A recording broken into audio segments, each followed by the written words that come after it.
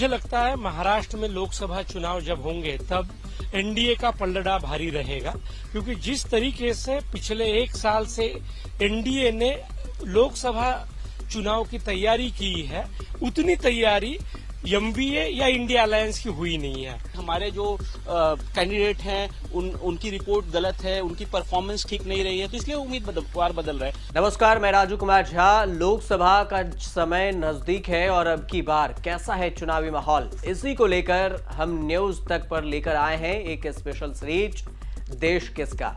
इस सीरीज में हम आपको आज दो राज्यों महाराष्ट्र और बिहार पर जो सर्वे आए हैं उसके बारे में बताएंगे और एक्सपर्ट ओपिनियन भी बताएंगे। राज्य के सियासत पर अच्छी पकड़ रखने वाले एक्सपर्ट क्या कहते हैं, वरिष्ठ पत्रकारों का क्या कहना है, इस बार महाराष्ट्र और बिहार के सियासत में किसके पक्ष में माहौल बन रहा है, इस पर भी बात करेंगे। महाराष्ट्र की 48 लोकसभा सीट और बिहार की 40 लोकसभा सीट, कुल मिलाकर देखें तो 88 लोकसभा सीटों का समीकरण क्या कुछ बनता है।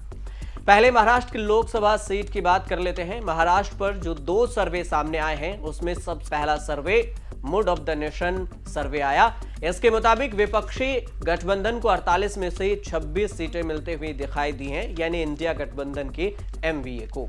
बीजेपी गठबंधन को यहां पर 40.5% वोट शेयर मिलता दिख रहा है। वहीं कांग्रेस की महाविकास आघाड़ी गठबंधन को 44.5% वोट शेयर मिलता नजर आ रहा है। महाराष्ट्र की 48 सदस्यीय लोकसभा में बीजेपी को 22 सीटें, कांग्रेस को 12 सीटें। शिवसेना जो उद्धव ठाकरे वाले गुट है और एनसीपी जो शरद पवार वाले गुट है, उन्हें 14 सीटें मिलती हुई दिखाई गई है। वहीं शिवसेना एकनाथ शिंदे और एनसीपी के अजीत पवार को 6 सीटें मिलती हुई दिखाई गई है मूड ऑफ द नेशन सर्वे में।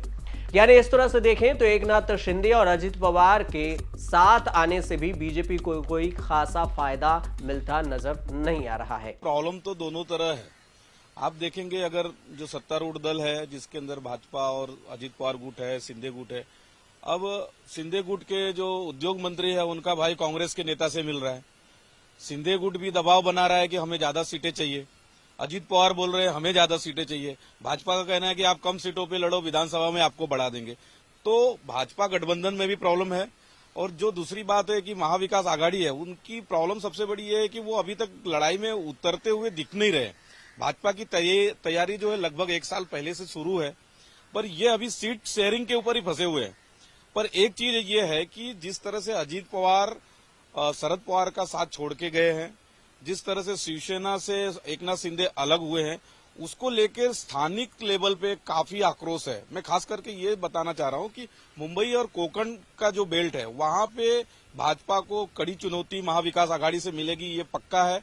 इसके बाद अगर आप पश्चिम महाराष्ट्र में जाएंगे जहां पे अजित पवार शरद पवार को छोड़ के आए, आज भी शरद पवार को मानने वाले लोग हैं और शरद पवार अभी भी हैं, राजनीति में एक्टिव हैं, वो जिस तरह से संघर्ष कर रहे हैं, तो हो सकता है कि यहाँ पे मामला जरा कड़े मुकाबले का दिख रहा है।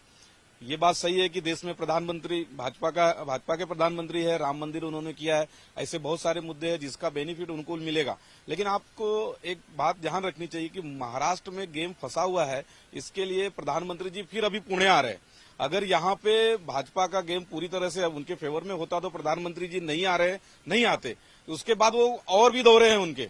तो मुझे यहाँ लग रहा है कि मुकाबला बहुत कड़ा है। अगर महाविकास आघाड़ी का गठबंधन बना रहता है, प्रकाश आंबेडकर सच में आ जाते हैं, जिसकी संभावना बहुत कम नजर आती है, लेकिन सच में आ जाते हैं, तो ये जो वोट बैंक इकट्ठा होगा वो भाजपा को कड़ी चुनौती देगा। दूसरा सर्वे टाइम्स नाउ कमेंट्रीज का सर्वे आया है। इस सर्वे के मुताबिक जो कैलकुलेशन वहां पर बैठ रहा है महाराष्ट्र में, वो महाराष्ट्र के कुल 48 सीटों में से एनडीए के खाते में 39 सीटें जाती हुई दिखाई दे रही है। वहीं 60.8% वोट शेयर जाता हुआ दिखाया गया है। एमवीए के खाते में सिर्फ 9 सीटें दिखाई गई है मैट्रिज सर्वे में, जिसमें 30.5% वोट शेयर दिखाया गया है और किसी अन्य के खाते में एक भी सीटें नहीं मिलती हुई दिख रही है। 8.7% वोट शेयर फिर भी जाता हुआ दिखाया गया है मैट्रिज सर्वे में। मुझे लगता है महाराष्ट्र में लोकसभा चुनाव जब होंगे तब एनडीए का पलड़ा भारी रहेगा, क्योंकि जिस तरीके से पिछले एक साल से एनडीए ने लोकसभा चुनाव की तैयारी की है, उतनी तैयारी एमवीए या इंडिया अलायंस की हुई नहीं है। अभी चुनाव को सिर्फ 1 या सवा महीना बचा है, तब तक इंडिया अलायंस के गठबंधन के साथी का जो सीटों का बंटवारा है वो भी हुआ नहीं है। और सबसे अहम बात यह है, अब इंडिया अलायंस कमजोर हो चुका है। उसकी अहम वजह यह है कि अजित पवार और एकनाथ शिंदे जिस तरीके से अपने अपने दलों के कद्दावर नेताओं को साथ लेके महायुति के साथ डटकर खड़े हैं, इस वजह से एनडीए का पलड़ा भारी है। अब बात कर लेते हैं कि इस सर्वे में लोकसभा चुनाव को लेकर इससे पहले का समीकरण क्या कुछ कहता है। महाराष्ट्र में 2019 के लोकसभा चुनाव में महाराष्ट्र की अगर बात करें तो बीजेपी ने 48 में से 23 सीटें जीती थी, जबकि शिवसेना ने 18, एनसीपी ने 4 और कांग्रेस को सिर्फ 1 सीट मिली थी। वहीं वोट शेयर की अगर बात की जाए तो बीजेपी का वोट शेयर 27.8% रहा था, जबकि शिवसेना 23.5% वोट शेयर के साथ दूसरे नंबर पर थी। वहीं एनसीपी का वोट शेयर 15.7% रहा था, कांग्रेस का 16.4% वोट शेयर रहा था। तरक्की हुई है और विकास भी हुआ है, ऐसा नहीं है, लेकिन जब चुनाव की बात आती है, नंबर्स की बात आती है, तो बीजेपी की जो रणनीति है, अभी बीजेपी 48 सीटों के बजाय 32 सीटों पे स्वयं लड़ना चाहती है। 6 सीट अजित पवार को देना चाहती है और 10 सीट एनसीपी माफ करिएगा, एकनाथ शिंदे ग्रुप को देना चाहते हैं। उस 10 में भी 6 सीट ऐसी है जहां पे एकनाथ शिंदे के लोग कमल के सिंबल पे लड़ना चाहते हैं। तो बीजेपी का आवरा बना हुआ है। अयोध्या में राम मंदिर आ गया, उसका भी आपने देखा, मुंबई शहर में लोगों ने पूरा अयोध्या में मुंबई को बनाया था। तो बीजेपी कोई कोर कसर अपने वोटर को लुभाने के लिए छोड़ नहीं रही है, पहला पॉइंट। तो अब क्या, लेकिन महाविकास अघाड़ी क्या कर रही है? महाविकास अघाड़ी एक प्रकाश आंबेडकर को लेके इतना उथल पुथल मचा हुआ है उनमें, वो तय नहीं कर पा रहे कि उनको लेना है कि नहीं लेना है, और लेना है तो क्या उनके टर्म्स पे लेना है। मेरे पास जो जानकारी है, जो मेरे सूत्र बता रहे हैं, प्रकाश आंबेडकर दोनों तरफ बात कर रहे हैं। उनका बीजेपी के नेताओं से भी बातचीत चालू, यहाँ तक बीजेपी भी उनको 2 सीटें ऑफर कर सकती है, 2 नहीं तो कम से कम 1 सीट तो ऑफर कर सकती है। और बीजेपी की ओर से भी बातचीत, उनका प्रकाश आंबेडकर का डायलॉग चालू है। लेकिन कांग्रेस इस बात को क्यों नहीं समझ रही, या कांग्रेस दिखावा कर रही है उनको लेने का? क्योंकि एक आंबेडकर का जो वोट बैंक है वो ब्लॉक वोटिंग होती है, उनके पास एक ऐसा वोट बैंक है। लास्ट टाइम भी उन्होंने गणित बिगाड़ दिया था कांग्रेस का, इस बार भी वो गणित बिगाड़ने के ही कगार पे दिख रहे हैं। मुझे नहीं लगता कि वो आने वाले समय में गठबंधन करेंगे कि नहीं करेंगे, ये वक्त बताएगा। लेकिन जो मेरे पास जानकारी है, कांग्रेस भी उनको इस तरह दिखाने की कोशिश कर रही है कि हम लेना चाहते हैं, लेकिन अंदर ही अंदर कांग्रेस के नेता भी समझ रहे हैं कि हमारे साथ नहीं आने वाले हैं। लेकिन अब चूंकि पब्लिक में परसेप्शन बनाना है कि भाई हमने कोशिश की अम्बेडकर जी को लाने की, लेकिन अम्बेडकर जी नहीं आए, तो ये महाराष्ट्र की जो राजनीति एकदम इस समय ऐसा कहा नहीं जा सकता कि किसकी तरफ है, किसका पल्ला भारी है। हाँ, विनोद भाई एक बात बहुत सही कह रहे हैं कि एकदम कांटे की टक्कर है। मुंबई जैसे शहर में अगर बीजेपी की इतनी मजबूत स्थिति रहती, तो मेरे पास जो जानकारी है कि शायद तीनों के तीनों एमपी जो बीजेपी के हैं उनके भी टिकट कट सकते हैं, तीनों के तीनों। पहले कहा जा रहा था 2, मेरे पास जो जानकारी है 3। और महाराष्ट्र में लगभग 22 से 23 सीटें हैं, उसमें से 10 लोगों भाजपा के जो सिटिंग एमपी है उनके टिकट कट सकते हैं। मतलब ऑलमोस्ट 40% लोगों की सीट बदल रहे हैं। इसका मतलब बीजेपी को भी अंदेशा हो चुका है इस बात का कि हमारे जो कैंडिडेट हैं उनकी रिपोर्ट गलत है, उनकी परफॉर्मेंस ठीक नहीं रही है, तो इसलिए उम्मीदवार बदल रहे हैं। लेकिन चूंकि कांग्रेस का आप देखेंगे तो उनके पास अभी तक कोई ऐसा ठोस रणनीति नहीं दिख रहा है। उनके पास मिलिंद देवड़ा उनको छोड़ के चले गए, प्रिया दत्त माफ करिएगा, प्रिया दत्त क्या कहते हैं, उस सीट पे वापस लड़ने के लिए सोच रही है, तो उनको भी मिलना नहीं है। इस तरह से जो कांग्रेस है वो बहुत बिखर गया है। और मुंबई में ही 2 सीटें ऐसी हैं जो सेना देना नहीं चाहती उनको। उनका कांग्रेस का कहना है कि हमने यहाँ पहले लड़ा है, एक राहुल सेवाले वाली सीट है जो वो चाहती है कि कांग्रेस हमें मिल जाए, वर्षा गायकवाड़ से उम्मीदवार हो। एक गजानंद कीर्तिकर वाली सीट है, उस पे भी संजय रूपम चाहते हैं कि लड़े, पार्टियां मांग रही है लेकिन मिल नहीं रहा है। इनकी 5 सीटें ऑलरेडी रामटेक और वर्धा, शिरडी, ऐसी चीज 5-6 सीटें हैं जहां पे इनके डायलॉग अभी कांग्रेस और शिवसेना के साथ ही फंसे हुए हैं।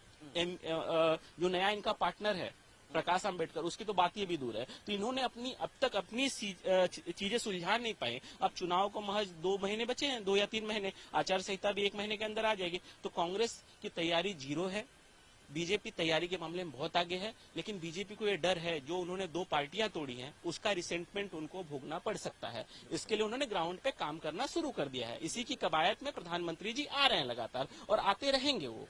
इसके अलावा इससे पहले 2014 के लोकसभा चुनाव की अगर बात करें तो इसमें बीजेपी ने 23 सीटें जीती थी। इसके अलावा शिवसेना ने 18 सीटें और एनसीपी ने 4 सीटें कांग्रेस को 2 सीटों पर जीत मिली थी। परिणाम 2014 और 2019 का लगभग एक जैसा रहा। बस 2019 के चुनाव में कांग्रेस की 1 सीटें कम हो गई थी। वहीं 2014 के वोट शेयर की अगर बात की जाए तो बीजेपी का वोट शेयर 27.6%, शिवसेना का 20.8%, एनसीपी का 16.1% और कांग्रेस का 18.3% रहा था। मुझे लगता है कांग्रेस एक राष्ट्रीय दल है। राष्ट्रीय दल होने के नाते वो ज्यादा से ज्यादा सीटें लड़ना चाहता है और पिछले कई चुनाव में वो लड़ रहा है। लेकिन गठबंधन में यदि ज्यादा साथीदार आएंगे तो एक दूसरे के खाते से सीट चली जाएगी। इसी वजह से यदि ये गठबंधन होना है तो 2 दलों को अपना मोह, अपनी सीटें छोड़नी पड़ेगी। वो 2 दल है शिवसेना और कांग्रेस, क्योंकि शिवसेना पिछली बार 23 सीटें लड़ी थी भाजपा के साथ, कांग्रेस 26 सीटें लड़ी थी और अब 3 लोग इस गठबंधन में आ गए। पहले 2-2 हुआ करते थे, तो अब कांग्रेस, राष्ट्रवादी, शिवसेना, ये 3 दल, चौथा दल वंचित बहुजन आघाड़ी आना चाहता है। तो ये सीटों का बंटवारे का खेल फंसा वही है कि कौन कितने अपने खाते में से दे। इस वजह से आपने जो पूछा कि कांग्रेस ही इसके लिए जिम्मेदार होगा क्या, तो मुझे लगता है महाराष्ट्र में यदि ये गठबंधन होता नहीं है तो 2 सीटें, 2 दल ये जिम्मेदार रहेंगे, एक शिवसेना और एक कांग्रेस। और सबसे अहम ये है कि ये सब सीटें तो मांग रहे हैं, लेकिन उम्मीदवार कितने लोगों के पास है। जो हम बात कर रहे हैं कि अभी पेच फंसा है इन सब सीटों पे, लेकिन उनके पास उम्मीदवार कहाँ है। जैसे शिवसेना 23 सीटें मांग रही है, लेकिन शिवसेना के पास तकरीबन 13-14 सीटों पे मजबूत उम्मीदवार है ही नहीं। तो ऐसे स्थिति में शिवसेना सीटें क्यों मांग रही है कि वो चाहती है कि अगली बार वो जब चुनाव लड़े उसके पास अच्छी सीटें हैं तो उसका बार्गेनिंग पावर रहेगा। और इस बार कौन सीटें नहीं मांग रहा है, तो राष्ट्रवादी शरद पवार गुट 12 सीटें मांग रहा है, लेकिन मुझे लगता है वो जब सीटों का बंटवारा अंतिम दौर में पहुंचेगा वो 5-6 सीटों पे भी मान जाएंगे, क्योंकि उनके पास उम्मीदवार है नहीं। तो ये खेल जो है वो अच्छा उम्मीदवार किसके पास है, मजबूत उम्मीदवार, रणनीति किसके पास है, और सबसे अहम जो है वो चुनावी योजना कौन अच्छा बनाएगा और उसकी अमल करेगा, उसके ऊपर टिकेगी। और ऐसी बातें ये गठबंधन की चर्चा में आकर अंतिम होती है तो इंडिया अलायंस हो पाएगा, नहीं तो मुझे लगता है इंडिया अलायंस हो पाना मुश्किल है। देखिए, झगड़ा तो यहाँ पे भी है, भाजपा के साथ में जो भी है, अजीत पवार हो चाहे एकनाथ शिंदे, जो उनके अंदर भी झगड़ा है। आप रत्नागिरी और सिंदूर की सीट पे एक उदाहरण ले सकते हैं। उसके बाद आपने देखा वो कल्याण की सीट पे किस तरह से चल रहा है। कल्याण में अभी भी ये स्थिति है कि भाजपा के लोगों ने ये तय करके रखा कि अगर श्रीकांत शिंदे चुनाव लड़ेंगे तो हो सकता है कि वो नेगेटिव वोटिंग करे या किसी और को मदद करे। तो झगड़ा सभी पार्टियों में है, लेकिन एक बात ये देखनी पड़ेगी कि भाजपा गठबंधन जो है उसने रेस में दौड़ना शुरू कर दिया है और अभी ये सिर्फ चर्चा में उलझे हुए हैं। जब तक आप अपनी रणनीति बना के दौड़ना शुरू नहीं करेंगे तब तक आप कुछ कर नहीं पाओगे। और दूसरी चीज है कि देखिए, जिस तरह से अभिजीत जी ने कहा, मैं उनकी बातों से इत्तेफाक रखता हूं कि यहाँ पे एक तरफ भाजपा के पास में प्रधानमंत्री नरेंद्र मोदी जैसा एक बड़ा व्यक्तित्व है, चेहरा है, जो भीड़ को वोट में कन्वर्ट करने की क्षमता रखता है। दूसरी तरफ इनके पास वैसे लीडर्स नहीं है। फिर आपके आपसी झगड़े भी है। अगर आप ये सारी चीजों को कंट्रोल कर सकते हो तो ही भाजपा से आप मुकाबला कर सकते हो। हालांकि झगड़ा इनके अंदर है, बहुत सारी सीटें ऐसी हैं कि एकनाथ शिंदे की डिमांड है कि हमें ये सीटें चाहिए। दूसरी तरफ उसी सीटों पे अजीत पवार गुट भी दावा कर रहा है। फिर भाजपा में ये भी है कि नहीं, आप अपने जो उनके सीटिंग कुछ एमपी है कि कोमल चुनाव चिन्ह से लड़ो, क्योंकि भाजपा को भी डर है कि हो सकता है कि इनके अपने चुनाव चिन्ह पे अगर ये लड़ते हैं तो डैमेज हो सकता है। तो झगड़ा सभी पार्टियों में है, पर उसके अंदर कहीं न कहीं एनडीए गठबंधन थोड़ा सा मजबूत स्थिति में दिख रहा है। अभी भी वक्त गया नहीं है। महाविकास आघाड़ी अगर उनके नेता आपस में बातों को समझते हैं। इसके अलावा 2019 में हुए विधानसभा चुनाव की अगर बात करें तो 288 सीटों वाले महाराष्ट्र के विधानसभा चुनाव में बीजेपी ने सबसे ज्यादा 105 सीटें जीती थी। 56 सीटों के साथ दूसरे नंबर पर शिवसेना रही थी और एनसीपी को 54 सीटें मिली थी, जबकि कांग्रेस को 44 सीटें दिया गया था। मतलब जीत दर्ज किए थे, 44 सीटों पर जीत कांग्रेस ने दर्ज की थी। महाविकास आघाड़ी का साथ देखिए 2 प्लस पॉइंट है। एक तो जो रिसेंटमेंट है उनको भुनाने आना चाहिए। अगर वो भुना ले गए तो जैसा विनोद ने कहा वक्त है, तो सच में वक्त है। लेकिन अब चूंकि ये जो दिखावा चल रहा है बड़े मतलब चूंकि हम लोग 10 साल से पॉलिटिकल कवर कर रहे हैं, तो हमको पता है कांग्रेस का कोई फैसला मुंबई में होता नहीं है, जो भी होता है हाईकमान से होता है। तो ये जो लगातार पिछले 2 हफ्तों से मीटिंग चल रही है लगातार सीट बंटवारे को लेकर, कुछ निचोड़ आता नहीं है। होना है फैसला हाईकमान के साथ, सारे वरिष्ठ नेताओं के साथ, चाहे शिवसेना के उद्धव ठाकरे जी हो या चाहे एनसीपी के शरद पवार साहब हो, फैसला इन्हीं के साथ होना है। तो ये दिखावा किस लिए हो रहा है? तो आपको जब फैसला वहां पे लेना है तो वहीं पे मीटिंग होनी चाहिए थी, है ना? तो ये जो केवल परसेप्शन क्रिएट किया जा रहा है कि मीटिंग चल रही है, लेकिन अंतिम फैसला पार्टी हाईकमान जब लेने वाली है, तो सोचिए आप ये लोग कितने पीछे चल रहे हैं। ठीक है, और जो रिसेंटमेंट है, जो एकनाथ शिंदे की ने बगावत की, उसका जो रिसेंटमेंट है वो उद्धव ठाकरे भुना सकते थे, लेकिन वो भुनता हुआ दिख नहीं रहा है बिकॉज ऑफ कांग्रेस, और उनके अंदर अभी सीट बंटवारे ही तय नहीं हो पा रहे हैं। तो बड़ा असमंजस की स्थिति है। सिंपैथी है उद्धव ठाकरे के प्रति कि उनके साथ गद्दारी हुई, उनके साथ बेईमानी हुई है।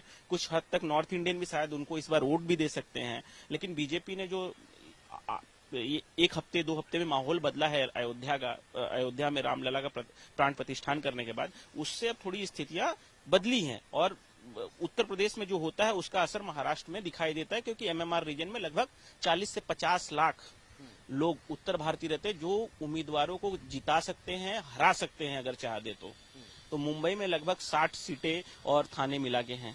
तो आप और मुंबई में 6 सीट है, थाने और कल्याण में जैसा विनोद ने बताया कि 2 सीट वहां पे भी है। तो मुंबई का जो वोटर है वो तय करता है, उत्तर भारतीय वोटर तय करता है कौन जीतेगा कौन हारेगा। तो चूंकि अयोध्या में रामलला का प्रतिष्ठान हो चुका है, बीजेपी शासित राज्य है, और यहाँ पे भी पिछले 1 दशक से जो कांग्रेस का वोट बैंक था नॉर्थ इंडियन, वो अब बीजेपी के पास है। तो बीजेपी ऐसा उसे कमजोर में मत समझिए, और उनकी अगर किसी के प्रति नाराजगी भी है, अगर उसके सांसद के प्रति नाराजगी है, तो कैंडिडेट बदलने वाले हैं। तो जो कुल मिला के ये है कि बीजेपी आज भी प्लस में है, लेकिन उस स्थिति में नहीं है जो पहले की स्थितियां हुआ करती थी। जो ये दो जो पॉलिटिकल डेवलपमेंट हुए हैं, एनसीपी का स्प्लिट होना, शिवसेना का स्प्लिट होना, इसको लेकर लोगों में नाराजगी है, लेकिन दुर्भाग्य ये है कि ये विपक्ष भुना नहीं पा रहा है। 2019 के विधानसभा चुनाव के बाद शिवसेना, एनसीपी और कांग्रेस ने मिलकर सरकार बनाई थी, लेकिन शिवसेना से एकनाथ शिंदे के बगावत के बाद सत्ता पलट गई। शिंदे और बीजेपी ने मिलकर सरकार बना ली। इसके बाद महाराष्ट्र में एक बड़ा घटनाक्रम आया कि एनसीपी में बड़ी टूट सामने आई। अजित पवार अपने कई विधायकों के साथ शिंदे सरकार में शामिल हो गए थे। क्या एनडीए हावी होगी इंडिया पर, या इंडिया अपनी ताकत दिखाएगी? नहीं, ये सवाल महाराष्ट्र के परिप्रेक्ष्य में है या पूरे देश का है? अगर आप महाराष्ट्र के लिए बात कर रहे हैं तो कहीं न कहीं ऐसा लगता है कि भाजपा गठबंधन प्लस में जाएगा, पर कैंडिडेट आने के बाद बहुत सारी क्षेत्रों में राजनीतिक परिस्थितियां बदलती है। पर जो सवाल आपका स्पेसिफिक उत्तर ये होगा कि भाजपा गठबंधन प्लस में रहेगा। आपको क्या लगता है, क्या महाराष्ट्र में क्या माहौल रहेगा? मुझे लगता है महाराष्ट्र में एनडीए पिछली बार 42 सीटें जीती थी, इस बार उससे ज्यादा सीटों से वो आगे बढ़ जाएंगे। मुझे लगता है कि एनडीए गठबंधन इस बार इंडिया अलायंस को परास्त कर देगा, और इंडिया अलायंस की 6 सीटें थी पिछली बार, उससे भी कम हो जाएगी, ऐसा मुझे लगता है। जी देखिए, सीटों के कितनी सीटें आएगी यहाँ तक बता रहे हैं अभिजीत जी, आपको क्या लगता है? नहीं, मुझे लगता है बीजेपी प्लस में मतलब उनकी सीटें जो एग्जिस्टिंग है 23, वो भी बचा ले जाए तो बहुत बड़ी बात है, क्योंकि लोगों का जो रिसेंटमेंट है वो बीजेपी के प्रति ही है। क्योंकि बीजेपी ने जो 2 पार्टियां तोड़ी हैं, लोगों को ये समझ में आ रहा है कि पार्टियां क्यों टूटी हैं। अब बहरहाल बात यह है कि क्या कॉज क्या है, क्यों ये स्थितियां आई। तो उद्धव के प्रति भी लोगों की नाराजगी होगी, क्योंकि इन्होंने गठबंधन के साथ चुनाव लड़ा था और उसका जनादेश का पालन नहीं किया था। तो अब इस बात को बीजेपी कितना कन्विंस कर ले जाती है तो अपना वोट बैंक वो अपना रिटेन कर पाए, मुझे तो ऐसा दिखता हुआ दिख नहीं रहा है। अगर उन्होंने कई सीटों पे कटौती की तो शायद कुछ हो जाए। और रह गई बात कि इंडिया गठबंधन की, तो सही बात है कि इंडिया गठबंधन आगे ही रहने वाला है इंडिया से। हाँ, इनका सीटें कम हो जाएंगी, लेकिन इंडिया गठबंधन आगे रहेगा, इंडिया गठबंधन की तुलना में बहुत आगे रहेगा। लेकिन सीटें इंप्रूव होंगी इस बार। तो कुल मिलाकर इस चर्चा का अगर कंक्लूजन निकाले तो यही सामने आ रहा है कि फिलहाल की स्थिति में एनडीए जो है वो महाराष्ट्र में भी मजबूत स्थिति में दिख रही है, लेकिन कहीं ना कहीं जो सारी चीजें विपक्षी गठबंधन को बढ़त दे सकती है, ताकत दे सकती है, क्या वो उन्हें एनकैश कर पाएंगे और उसके लिए क्या क्या कोशिशें होंगी, ये भी देखना बहुत ही महत्वपूर्ण होगा। ये तो हुई महाराष्ट्र की 48 सीटों का समीकरण, लेकिन अब वहीं पर 40 सीटों का समीकरण की बात करें तो बिहार में 40 सीटें हैं और इसमें मोड ऑफ द नेशन सर्वे के मुताबिक बिहार में बीजेपी गठबंधन को 40 में से 32 सीटें मिलती हुई दिख रही है। वहीं अगर वोट शेयर की बात करें तो 2019 में जहां एनडीए का वोट शेयर 53% था, वहीं 2024 में वोट शेयर गिरकर 52% पर आ सकता है, जबकि आरजेडी और कांग्रेस का वोट प्रतिशत 7% तक बढ़ा हुआ है मोड ऑफ द नेशन सर्वे में। पिछले लोकसभा चुनाव में एनडीए को 39 सीटें मिली थी, जबकि एक सीट पर कांग्रेस प्रत्याशी ने जीत हासिल की थी। वहीं आरजेडी का खाता नहीं खुला था। नीतीश कुमार की पार्टी जेडीयू को 16 सीटें मिली थी, जबकि बीजेपी ने 17 सीटों पर जीत दर्ज की थी। वहीं एनडीए में शामिल एलजेपी को 6 सीटें तब मिली थी। 2019 के लोकसभा चुनाव में जहां एनडीए को 32% वोट मिले थे, वहीं पर 22.26% वोट नीतीश कुमार की जेडीयू के झोली में आए थे। यानी एनडीए को नीतीश और बीजेपी को मिलाकर 54% वोट शेयर मिला था। इसके अलावा आरजेडी को 15.68% और कांग्रेस को 7.85% वोट शेयर मिला था बिहार में। पिछली बार के लोकसभा चुनाव की अगर बात करें तो ये उसका समीकरण बैठता है। अब सवाल है कि लोकसभा के चुनाव में वोट की फसल काटेगा कौन। तो सवाल इसका है कि आने वाले समय में जो चुनाव होने जा रहा है उसमें सवर्ण वोट कहीं नहीं जा रहा, वो कहीं ना कहीं सीधे बीजेपी को जाएगा, इसमें कहीं कोई शक नहीं। अब जो बड़ा चंक है अति पिछड़ा का, जो नीतीश के लिए यूएसपी रहा है हर चुनाव के अंदर, लेकिन अति पिछड़ा का वोट अगर पिछले कुछ चुनावों को देख लें बिहार के अंदर, अगर उपचुनाव को भी देखेंगे तो गोपालगंज से लेकर कुढ़नी तक किस तरीके से बीजेपी ने अति पिछड़े वोटों के सहारे नीतीश और लालू दोनों को एक साथ मात दिया, ये देखने वाली बात है। अब बात रही लोकसभा चुनाव की, तो अति पिछड़ा वोटों को लेकर के लगातार बीजेपी अपनी सियासत कर रही है, तो दूसरी तरफ मोदी का अपना एक परसेप्शन है लोगों के अंदर। जैसे मोदी की गारंटी या जो तमाम तरह की योजनाएं मोदी के द्वारा चलाई जा रही है, अयोध्या का जो मुद्दा जो सबसे बड़ा होने वाला है, क्योंकि मोदी ने जो गारंटी दिया था, अब मोदी की गारंटी की बात लोग कर रहे हैं, उस पर लगातार बीजेपी उन चीज़ों को भजाना भी चाह रही है। 3 चुनावों में भी जिस तरीके से जीत हासिल की बीजेपी ने मोदी की गारंटी को लेकर के, उसे उछाला गया। तो अब सवाल है कि आने वाले चुनाव हैं लोकसभा के, उसमें मोदी की गारंटी मिनिमम 5% वोटों पर तो काम करेगा ही, इसमें कहीं कोई शक नहीं। कितना सीट होगा? तो सवाल मेरे अनुसार 25 सीट जाएगा इधर एनडीए को, और बाकी जो 15 सीट बचे हैं उसमें कहीं ना कहीं ये लोग आपस में बांट लेंगे। ये आने वाले समय में ऐसा हो सकता है। वर्तमान के हालात में अगर जो हम समझने की कोशिश करें तो मेरी समझ कहती है कि बीजेपी और अलायंस 22-24 सीट के आसपास में सिमटेगी और वही 20-22 सीट के आसपास में उधर रह सकता है। मतलब मुकाबला बराबरी पर छूटता हुआ दिख रहा है।